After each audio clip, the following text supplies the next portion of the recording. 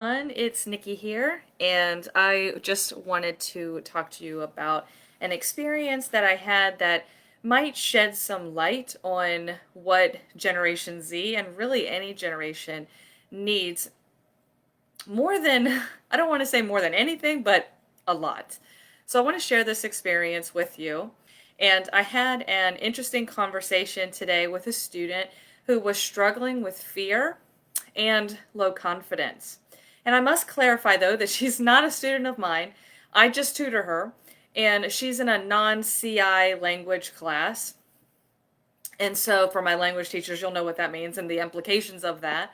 But the point was that she was telling me how she works in a place where she can utilize her Spanish on a daily basis, but she's usually pretty standoffish about talking with people and helping them and trying to communicate. And she expressed her concern to me. So now for me, this situation is no different than many others we face in education, whether it be from classroom management or to teaching content, helping students understand complicated things, right? And the key for me in this instance is not teaching people how to learn, it's teaching people how to think, which are two totally different things. In other words, we need to apply or help our students apply rational thought to the situation. And in this case, this is a highly emotional situation that most definitely needs some rational thought. So, as she was speaking, I began thinking of how I wanted this conversation to sort of go, my goals, and how I wanted to help her. And I knew that I didn't want to talk at her. I knew that I didn't want to stand on my soapbox, like I so often have the tendency of doing. And I knew I didn't want to stand on my soapbox and sort of preach at her and tell her how she should do this and how she should do that. No, I knew I didn't want to do that. But instead, what I started doing was I started asking her simple questions to help her reason this situation out. So the first set of questions was, does perfectionism hold a lot of people back? Does it make us think that we're not good enough, even if we are truly capable? And you can imagine what her answer was. She's definitely the perfectionist type student. And then I asked her, are any of us truly ever going to reach perfection in our language acquisition journey? And so, if no one then is ever going to reach perfection, then should we allow the prospect of not being perfect to hold us back? Okay. And so, after we talked about that and kind of dissected it, then we went into the next set of questions.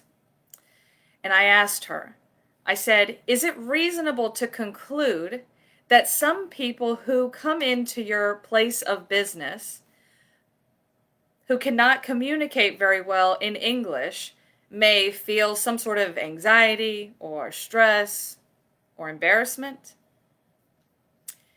Then is knowing this, knowing how they may feel, is this situation really bigger than us and our feelings? How so? She gives me her answer. And then I say, okay, well, if we have the ability to help someone and we have the ability to alleviate their fear, even despite our own imperfections and flaws, should we do it if it's within our power? I'm sure you can guess what she said. And then I said, so do you think that if we push ourselves outside of our comfort zones, that we will grow and learn from it? And then I said, well, what happens if we don't push ourselves out of our comfort zones? What do you think will happen? And then she says, well, we won't grow. We'll stay stagnant. That's right. And then I asked her, I said, so if we don't grow and learn and continue to transform ourselves, can we really help someone else? Can we really be the leaders we were meant to be? Can we really transform people's lives in a positive way if we don't continue to learn and push ourselves? can imagine her answer. And then I said, so by holding back, are we helping ourselves in any way? Are we gaining anything personally by holding back? By restraining ourselves? By not helping these individuals who need us? Are we gaining anything personally from that? She responds. And then I said, okay, so worst case scenario, let's say someone does react negatively to us. Does this mean that we should stop pushing ourselves and helping people and stepping outside of our comfort zones, even if, worst case scenario, someone reacts negatively to us? She says no. And then I said, why not?